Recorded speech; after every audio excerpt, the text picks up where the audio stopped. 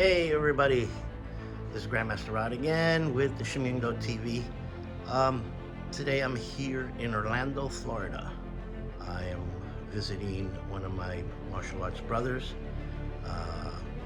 Master Dr. Jonathan Puesan, and we're gonna have a nice interview with him based on his experience in the martial arts and other stories and things related with his experience practicing Taekwondo with Grandmaster Ponky Kim. All right, so stay tuned and let's kick it.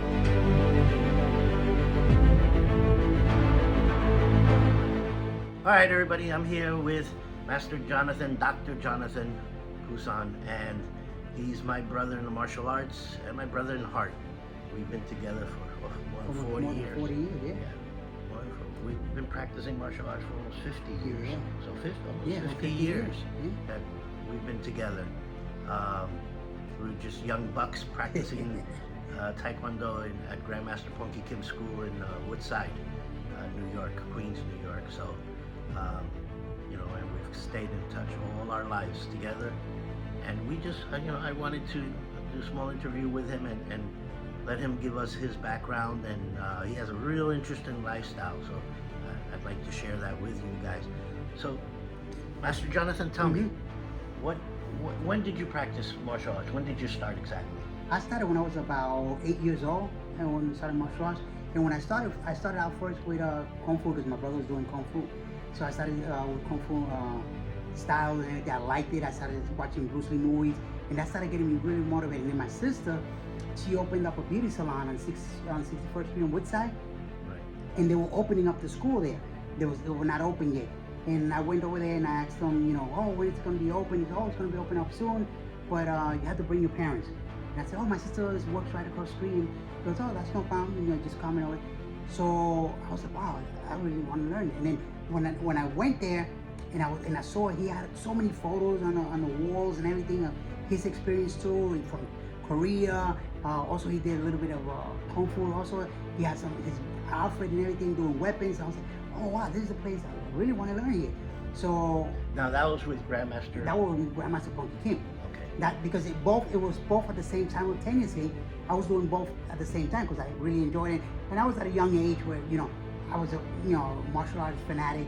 On the weekends I was always watching karate movies or when I got to the age that I was able to travel, I would go to Times Square where they had all the movies there. Now if you go to Times Square now, it's nothing. You don't see no movie theaters there. Right. They cleaned up all Times Square. So that was a great experience growing up, but I stuck with it. And then as I started getting older and older, I just started focusing more on the Taekwondo. Okay, good. And now, so this got you really through the high school years and all of that during rough times. Oh. We know as we grew up, New It's York real rough. was rough. It wasn't easy. You had a choice. Mhm. You either were part of the street, which would be the drugs, the gangs, and that lifestyle, or you were busy doing something else, which in our case, we were practicing martial arts. And it's not like what you see today in the sense that people come in, they practice for 1 hour and they leave. How long were we in the school every day? All day. We were there all day. From school, I used to do my homework at the school and we'd stay there until nighttime and eat. Until we closed. Yeah, until closing time. I tell everybody that story. They believe it. I went to high school. I was in my last year of high school. I was in work experience, so I got out early, around 12, 1. I would go to the pizzeria, which is what our lunches were. For $1.50, we had a slice and a Coke, right? So, and then I would go and I worked at the Trade Center, at the World Trade Center, the Twin Towers, right? So, and I would get out at around 4:35, go to the school there on Woodside, and I would be there until 10 at night until we closed. I know. And it's funny doing that because I was working at Wendy's right on Woodside. So I was working in Wendy's, the one on 46th Street in Sunnyside. Right. They had a Wendy's right there, so I started working there. When then Master Punky came, he said, no, I'm looking for someone to help me with the children's class. Why don't you teach over here instead of going over there and working, and I'll pay you. And I said, this is perfect, best of both worlds. I'm getting paid to do something I enjoy in training. Yes. And it was fun. It was really, really fun. I really enjoyed it. So I quit the other job and just focused on teaching, doing that. And then one of the things that the mental education that we practice, I mean, even my daughter now, she still follows it. But the last thing that he always made us follow is that finish what you start. And it's really true, because whenever you focus on something, no matter how hard it is, but if you really focus on it, you'll get it. And like he said, when you go to a competition and you want to fight, you want to lose or you want to win? No, I want to win. So same thing, when you pick a career, you want to lose and drop out, or you want to fulfill it and finish it? You want to fulfill it and finish it. And it's the whole thing in life. Life just goes around. What do you feel, based on the fact that we were around a lot of other masters and things like that during that time? Was the difference between him and these other masters? Well, between him and the other masters, I saw that he was, I guess because of his belief level and family and all that, that he wanted not only you to be a good martial artist, but he also taught you that you're not learning to go and hurt somebody, but you're really learning to really build your strength, build your concentration, and focus in life, be a better person, a human being. And so I saw some of the other martial arts, they treat it like a business, but they really didn't associate so much. Because I remember he would say, okay, on Fridays, let's all black belts, let's all go out to eat. And when I commented it, because I met some other students from the other masters, and I said, oh, you guys do anything? Oh, no, we don't do anything. And he was trying to look at his black belt students, as a family, like being a part of his family, because he wanted us to start learning what his belief level and what he did growing up and learning anything. And that stuck with me, the stuff that's why if you look at it now, from all the students that we train, you can count in one hand and we won't pass by two. You and I are the only ones that really constantly, regardless of rain, snow, shine, no matter what, we always stayed in touch. And now, we always come, oh, have you heard from this one? Have you heard from that? No, they all went their own different way. Even though no matter where you're at, but at least stay in touch, once a year, once a month. It doesn't hurt. One phone call is nothing. Exactly. No, he taught us that it was a brotherhood. Exactly. And that came down from his belief in the organization that he was a part of, which is the Mudukwan, Korea Taekwondo Mudukwan Association. He was a very strong believer in that. He followed and respected his teacher, mentor was Grandmaster Huang Ki, which was the founder of it, and also his senior Grandmaster Chung Soo Hong, which became the first president of Taekwondo Korea Mudukwan. So, and I'm very proud, as well as with Master Jonathan, that we are his two senior students and instructors from the United States, that stuck with it and are still doing it. We're following in his footsteps. Even though Grandmaster Punky Kim is gone, we are here and we teach his teachings, his philosophy. I had a real beautiful experience when I went to the convention, Taekwondo Korea, Taekwondo Mudukwan convention, where I would mention who my teacher was, and some of these senior Korean masters were like, wow, he's a teacher of teachers. You should be very proud. He was a very respected grandmaster in that. And we saw it when we would go to seminars that he would teach and that, but we were young, we ignored that maybe, we didn't really give it much importance. Now as I'm older and I go to these seminars and meetings, and people that knew him back then or have heard of him say, you were very fortunate to have him as a teacher, and we are, we feel that way. Definitely. And not only that, yesterday, we had a nice experience because we both live here in Florida. He lives in Miami, I live here in Orlando. But we went by yesterday at a hotel that he purchased because he wanted to do something even more bigger, and offer this to everybody, basically, all the workers and everything. And we went by there yesterday, we took some pictures by the hotel and everything. And it's so funny because it's only like 5 minutes away from my house. So I was like, man, imagine if that would have still been there and he would have left something behind with, that's a school, a training area. Right. It would have been awesome. Really, really a great experience. Yes, yeah, I'll put that picture up on this video later on. But we had a very experience. Give me one experience that you remember with him. Something that you always kept. Okay. One thing that I've always kept was that he liked doing acupuncture, and I always liked to do medicine too, because I come from families that are also in the health field too as well. Now, like my daughter, she's going to medical school also as well. But one time I was sparring in class, I got hit in the groins. I wasn't wearing any cup, and I was so hurt that dragged me right away into his office, took out all his needles, put all the needles right by the growing area, and within less than half hour, I was back to normal. I was like, wow, what an experience. I said, imagine, I said, even though I want to practice medicine, but I said, someday I want to learn also acupuncture. So I was fortunate enough to go to China and live in China and learn acupuncture in China too. Right, yeah. So that always stayed with me, his caring and discipline. If somebody got hurt, let me see, I can do something else other than just give you a Band-Aid. Let me try to do something else besides it. And that's something that we adopted from him, as senior students.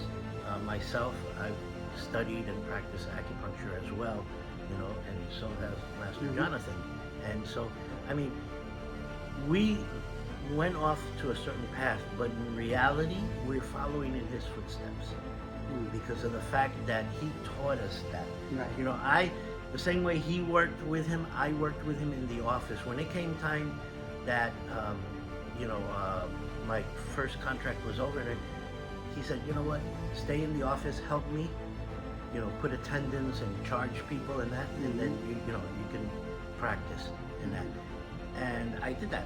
I did that until I actually left. And then also, he would treat people. He was licensed acupuncturist. So he would treat people in the back of his office. He had a little room, Right. and he would treat people that. And he would call me over. He said, come. He used to call me Laligo because they don't pronounce the R. Koreans don't pronounce the R. So instead of saying Rodrigo, he would say Laligo. He said, Laligo, come. And he would show me in his broken English and explain to me what he was doing. And that caught my interest in acupuncture. So when I moved to Florida, I went to acupuncture school here and learned it. I don't do it for a professional aspect of it. I do it as just part of the martial arts. If we learn how to hurt, we have to learn how to heal. And that's how his philosophy was, and that's what we continue to do. Both of us are in the same, the yin and the yang. We have to balance it, It's not just about learning how to hurt somebody, It's learning also how to heal somebody. Right. So, what else? What else things would you like to tell the audience about your experience? It was fun because sometimes I was like, oh, I gotta go, home. I want to go eat lunch or something. Let's say it was a Saturday. He goes, no. Here's a few dollars. Go get pizza. Let's have pizza. He loved pizza. And that was, I think, his favorite food. I think he would eat it 7 days a week if he was possible. I know at least 6 days out of the week he would have a slice of pizza. So that's something too that it stuck with me because we eat a lot of pizza. My daughter loves pizza. So every time that I have a slice, it kind of like remind me of him.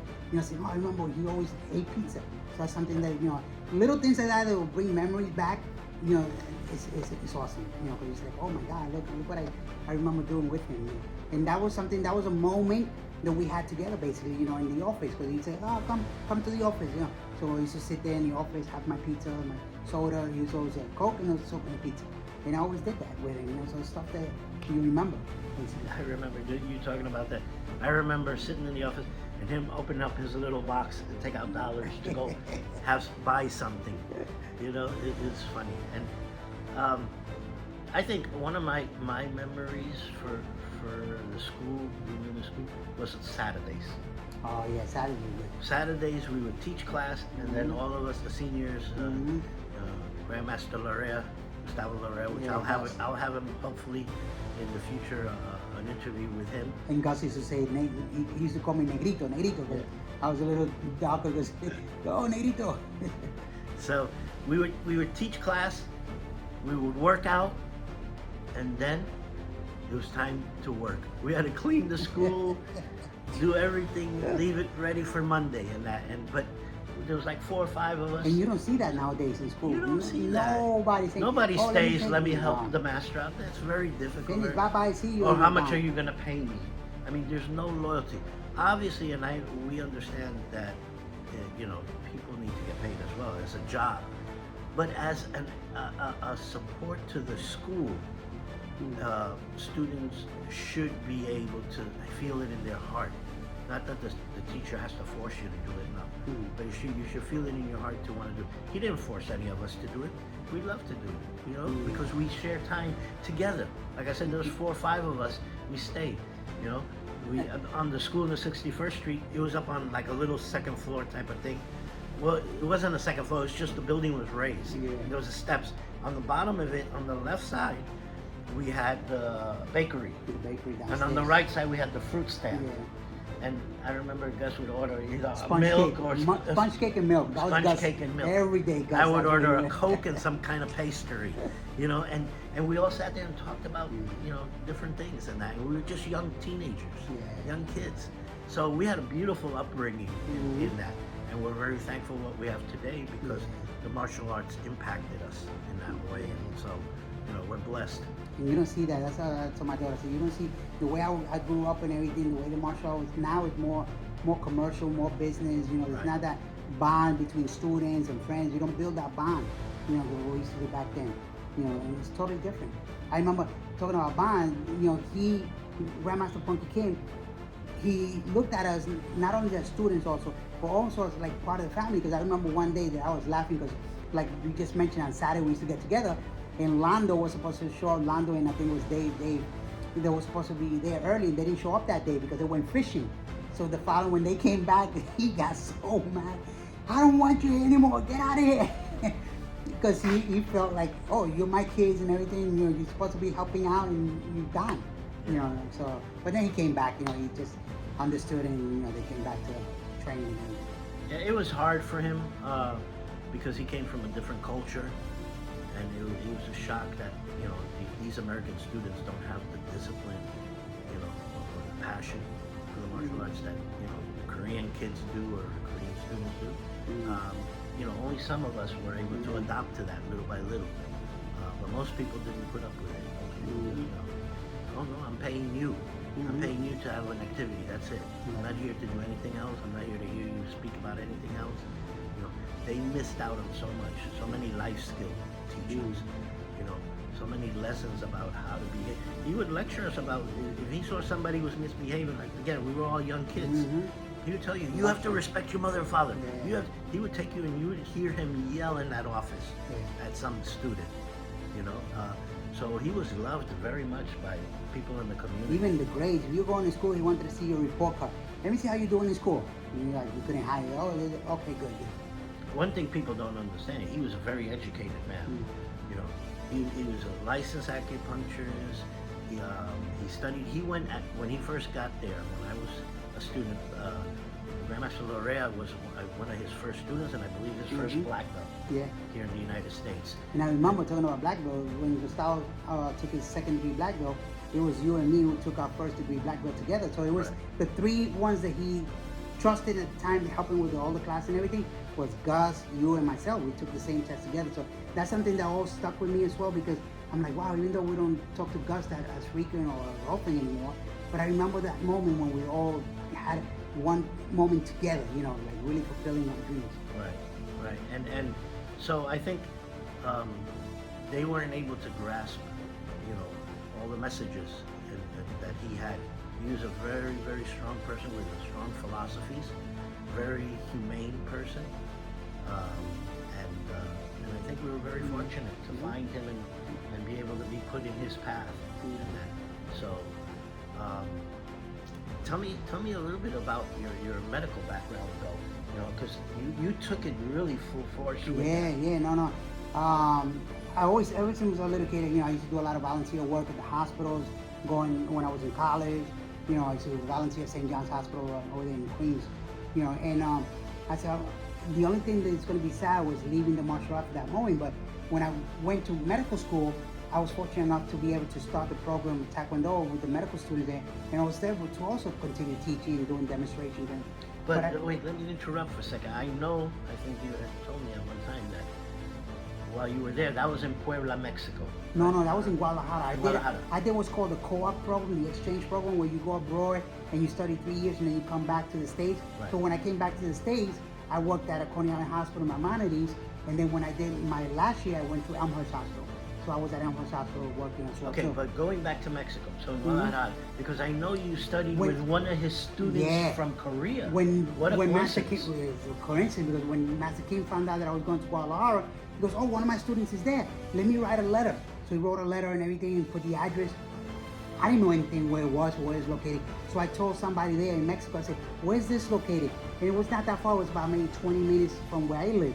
So So I took a bus, went there. He read the letter. He goes, "Oh my God, you're from Master Kim. Oh no, you're welcome here. You don't pay anything. You train here every day." So I used to go train there with him, and then it was also good because there was a year later after that, I invited Pancho to go over there, and Pancho went there to Guadalajara and stayed over there for like 3 months, and he was living over there in Guadalajara and training with him every day and traveling with his master everywhere. So it was nice because even though that I branched off from New York and went to Mexico for a little bit, but I still was connected because he came from the same family. Right. So we're still training with the same person. So it's just to see that, and like I said earlier, and I tell everybody this, Grandmaster Kim was special because he was a teacher of teachers. He knew how to develop instructors, lifetime instructors. And here he is, he travels to Mexico to study medicine, and lo and behold, Grandmaster Punky Kim puts him in touch with one of his students from Korea, a Korean master that studied under Grandmaster Punky Kim in Korea. And I heard really good stories about him. Oh, he was awesome. I mean, he was number one in Mexico. He would travel all around Mexico, and everybody treated him just like they treat Master Punky Kim in New York or in the United States. It was like that in Mexico. Very friendly, loving, playing around with the kids, the parents. I mean, the guy was awesome. He also was an acupuncturist. He also did acupuncture. 100% followed in the same footsteps. Same thing. I had acupuncture from him too as well while I was there. I mean, that's why I say, after I become a doctor, I want to learn acupuncture because, I noticed all the masters, they all do acupuncture. And that's the oldest medicine. Chinese medicine is one of the oldest medicines. So it's important to know. And you're bringing the balance, the yin and yang balance to your body because you're working the meridian channels in your body. So it's a good discipline, something that everybody should know. That is awesome. And, I hope everybody got some insight of really how impacting the martial arts is. We're talking from our experience, 50 years of experience, the both of us, and how our teacher was able to instill in us, the lifestyle of a martial artist that we live today. Master Puesan is still practices in that and does his medical practice as well. And I do full-time martial arts.